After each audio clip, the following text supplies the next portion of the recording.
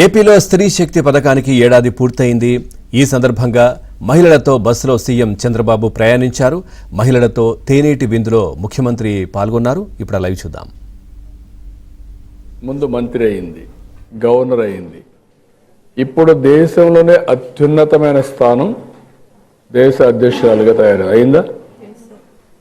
ఆవిడ సంకల్పం చేయకపోతే అయిండేదా? కాదు కదా. ఇప్పుడు అదే మరిగా ప్రధానమంత్రి నరేంద్ర మోడీ గారు ఉన్నారు. నేను కూడా ఒక మారుమూల ప్రాంతమే, చిన్న ఊరు నుంచి వచ్చాను. ఆయన ఎన్నోసార్లు చెప్పారు మనకు, నేను కూడా ఒక టీ అమ్మేవాడిని అని చెప్పాడు, టీ వాలా అని చెప్పాడు. ఆయన ఈరోజు అత్యంత శక్తివంతుడైన ప్రధానమంత్రిగా తయారయ్యారా? 25 ఏళ్లుగా రాజకీయాల్లో ఓటమి ఎరుగని నాయకుడిగా తయారయ్యాడు కదా. ఇప్పుడు మీకంటూ ఒక సంకల్పం ఉండాలి. ఎప్పుడు పేదరికంలో పుట్టి పేదరికంలో చనిపోతారా? మరి ఎట్లా? మీరు మీ కుటుంబం కూడా ఆలోచించి ఇప్పుడు ప్రభుత్వం ఇవ్వాల్సినవన్నీ ఇస్తున్నాం, ఏమేం చేయాలనో వర్కౌట్ చేస్తున్నాం. ఇది వర్కౌట్ చేసిన తర్వాత ఇవన్నీ నేను 5-6 మందితో మాట్లాడుతూ వచ్చాను. ఒక చేనేత ఊరికే కరెంట్ ఇస్తున్నాం, ఉచితంగా ఇస్తున్నాం. మగ్గాన్ని వేస్తే ఒక 25,000 నేతన్న భరోసా కింద ఇస్తున్నాం. ఆ ఇంట్లో ముసలివాళ్ళు ఉంటే పెన్షన్ ఇస్తున్నాం. చదువుకునే పిల్లలు ఉంటే తల్లికి వందనం వస్తూ ఉంది, గ్యాస్ వస్తూ ఉంది. ఇవి వచ్చినప్పుడు మీరు ఇంకా నెక్స్ట్ లెవెల్కి ప్లాన్ చేయాలి కదా. అది ఎంతమంది ప్లాన్ చేస్తున్నారు? ఆలోచన ఎంతమందికి ఉంది ఇక్కడ ఉండే వాళ్ళలో? మెజారిటీకి ఉంది. మీ ఇంట్లో మీ ఆయన మీకు కోఆపరేట్ చేస్తున్నాడా? మీ భర్తలు కానీ ఇంట్లో పిల్లలు కానీ అందరూ కోఆపరేట్ చేస్తున్నారా? 20 ఏళ్లలో మీరు మీ కుటుంబం ఎక్కడుంటుంది చెప్పండి నాకు. ఇప్పుడు ఎక్కడున్నారు, 20 ఏళ్ళలో ఎక్కడ ఉండబోతుంది చెప్పగలుగుతారా? ఊహించుకోగలుగుతారా?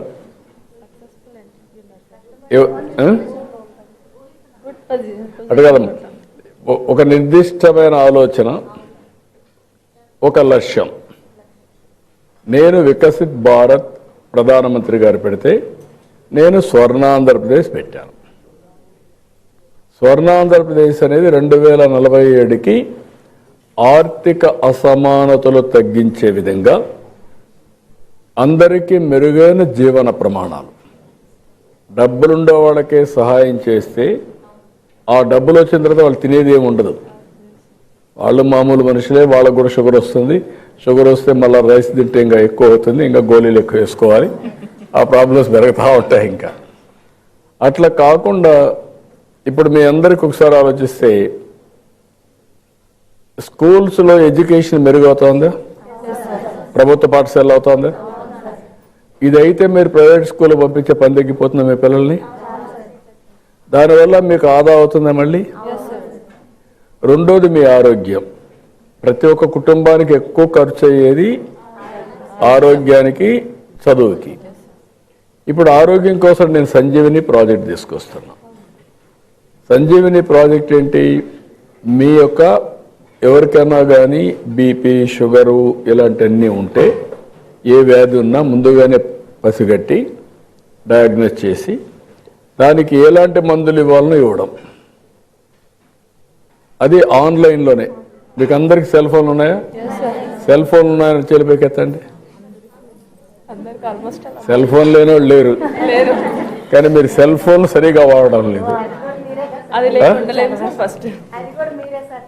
అదే నేనే తీసుకొచ్చాను. ఆ రోజు అందరూ నన్ను ఎగతాళి చేశారు. సెల్ ఫోన్ అంటే అప్పుడు ఫోన్లు కూడా ఉండేటివి కాదు, తీసుకొచ్చాం. ఇది ఒక పెద్ద ఆయుధం. ఇప్పుడు మీకు మీరు అభివృద్ధి కావాలంటే సెల్ ఫోన్ అనేది ఒక ఆయుధం. ఇప్పుడు మీరు ఇటీవల కాలంలో నేను కొన్ని మీకు మెసేజ్లు పంపిస్తున్నాను. ఏదైనా పెన్షన్ వచ్చినా లేకుంటే ఇంకోటి వచ్చినా గ్యాస్ అనేది వస్తున్నాయా? రెగ్యులర్గా వస్తున్నాయా? రెగ్యులర్గా వస్తున్నాయి.